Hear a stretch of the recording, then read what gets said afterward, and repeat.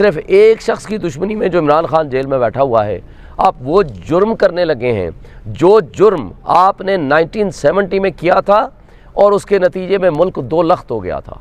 आज उसका action replay आप कर रहे हैं। अल्लाह ना करे कि आगे आप क्या नुकसान देंगे। क्या आप इस मुल्क के साथ याह्या खान को आप भूल गए हैं?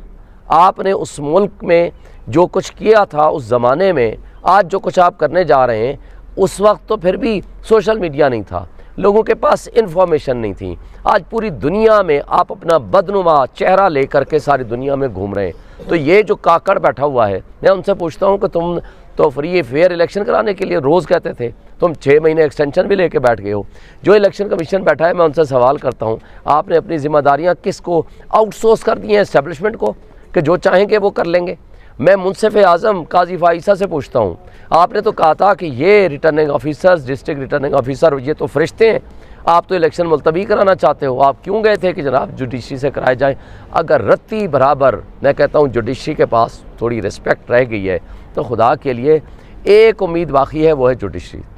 वो अपना रोल अदा करे प्रॉपरली और वो इस इश्यूज़ को रिज़ॉल्व करे। अगर उन्होंने अपना रोल अदा ना किया तो मुल्क के तमाम मुक़्तदर इदारे वो डिस्क्रेडिट हो चुके हैं। वो सारे जो बोने सियासतदान, उनकी लोग शक्लें नहीं देखना चाहते अपनी एस्टैब्लिशमेंट से। आपने तो दुश्मन के बच्चों को भी पढ़ाना था, तो क्या उनको तो आपने पढ़ाना है, अच्छी बात है पढ़ाएं, लेकिन क्या अपने बच्चों को डकैती की तरबियत दे रहे हैं? अपने बच्चों को चोरी की तरबियत दे रहे हैं? अपने बच्चों को आपने झूठ की तरबियत दे रहे हैं? आप जो प्रेसिडेंट सेट कर रहे हैं, आपने सदाए ला इलाहा इल्लल्लाह मुहम्मद रसूलुल्लाह लेके चलना था।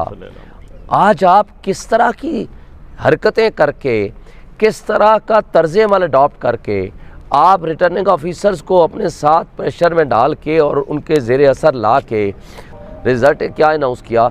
वो डकैती की। देखें, पहले चोरी होती थी, अब चोर चोर के उनके नारे लगते थे, अब डाकू के उनके ख़िलाफ़ नारे लगेंगे।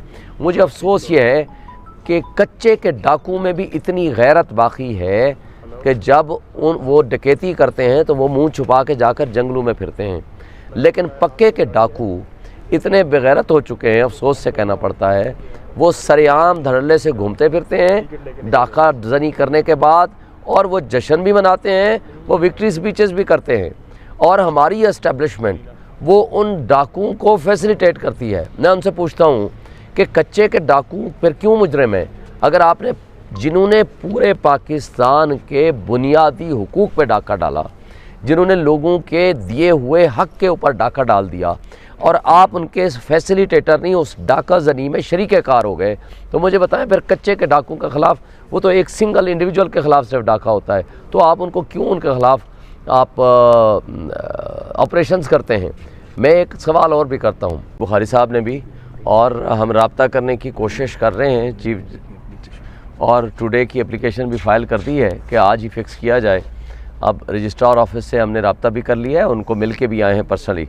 अब वो कह रहे हैं कि हम आपका केस प्रोसेस करते हैं और देखते हैं कि आज कोशिश है हमारी कि आज केस फ़िक्स हो जाए।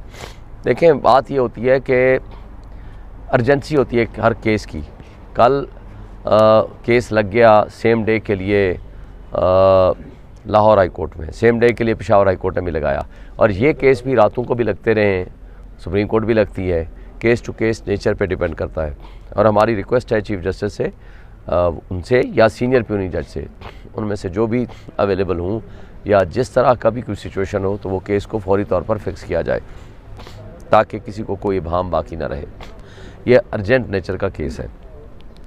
दूसरी बात, जहाँ तक इस बात का ताल्लुक़ है कि हमारा, आपको पता है, पूरा इस्लामाबाद जानता है, जो मेरा हल्का NA-47 था, मैं दावे से कहता हूँ एक यूनियन कौंसिल से भी वो नहीं जीते, और वो फॉर्म 45, यानी एक यूनियन कौंसिल से भी मेरा अपोनेंट नहीं जीता।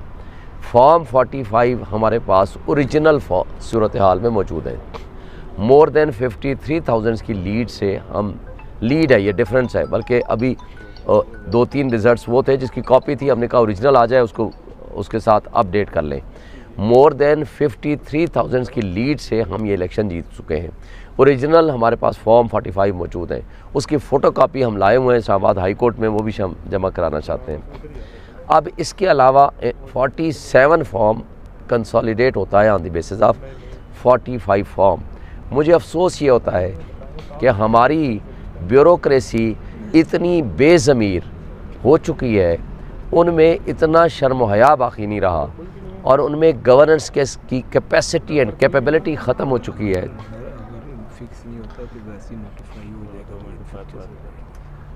उनमें इतनी कैपेसिटी बाकी नहीं रही कि वो इन चीज़ों के बारे में कोई प्रेशर बर्दाश्त कर सकें या किसी भी हवाले से कोई ऐसा फ़ैसला कर सकें जो मेरिट पे मबनी हो।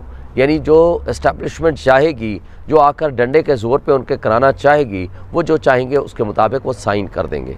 देखें, इससे तो बेहतर वो जो प्रिजाइडिंग ऑफिसर्स छोटे मुलाजिमीन थे वो रहे, जिन्होंने अपनी duty at least according to their rules and regulations उन्होंने परफॉर्म की और वो आकर के रिज़ल्ट इनके पास जमा कराया।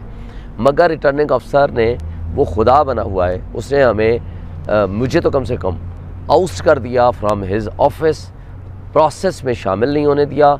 सारी रात हमने उनके दफ्तर के बाहर बैठे रहे, धरना दे के सारा दिन बैठे रहे। 1 बजे जब मैंने प्रेस कॉन्फ्रेंस रखी, उससे 1 सेकंड पहले उसने रिज़ल्ट अनाउंस कर दिया। आज जिस तरह लोग, यानी यकीन करें, हम सड़कों से आते हैं, ये जहां हम खड़े हैं ये मेरी कॉन्स्टिट्यूंसी है, हाई कोर्ट, सामने सुप्रीम कोर्ट है, सामने प्राइम मिनिस्टर सेक्रेटरीट है, सामने इलेक्शन कमीशन है, ये मेरी कॉन्स्टिट्यूंसी है।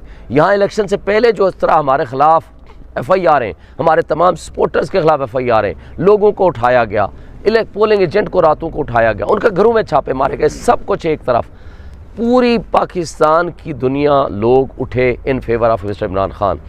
मेरी कॉन्स्टिट्यूंसी में सारा दिन लोग आते रहे, लोग वोट डालते रहे। इस्लामाबाद की सड़कों पे आप तमाम मीडिया के लोग घूमे हो, कोई एक मुझे बताओ पोलिंग स्टेशन या एक यूनियन कौंसिल जहां हम हारे हों।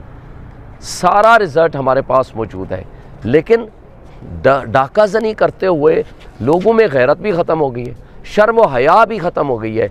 और ये इतना नुकसानदेह है कि आप यूरोपीय यूनियन को देखो, आप बाहर BBC लंदन की आप प्रोग्राम उठा के देखो, अल जज़ीरा के प्रोग्राम उठा के देखो, वो क्या आपका चेहरा पेश कर रहे हैं। मुझे सिर्फ एक बात का जवाब दें, अगर आप मुल्क के साथ लॉयल हैं तो कल जब आप जम्मू एंड कश्मीर के बारे में बात करेंगे, जब कहेंगे कि वहाँ धांधली ज़दा इलेक्शन होते हैं, वहाँ कठपुतली वज़ीर आला का नाम आप इस्तेमाल करते हैं। भाई, जब आप कठपुतली वज़ीर आज़म और कठपुतली वज़ीर आला बनाओगे और कठपुतली MNAs बनाओगे, तो उस कठपुतली में और उस कठपुतली में फ़र्क क्या होगा? आपने तो उनको भी पीछे छोड़ दिया। वहाँ जो कुछ वहाँ हो रहा है उससे ज़्यादा आपने यहाँ किया। यानी किस हमारे लोगों को उठाया नहीं, पार्टियाँ चेंज कराईं, किडनैप किया, अगवा किया, अगवा बराए बयानात किए, 164 की स्टेटमेंट्स ली, पार्टी डिसमेंटल की, सब कुछ हमने बर्दाश्त कर लिया।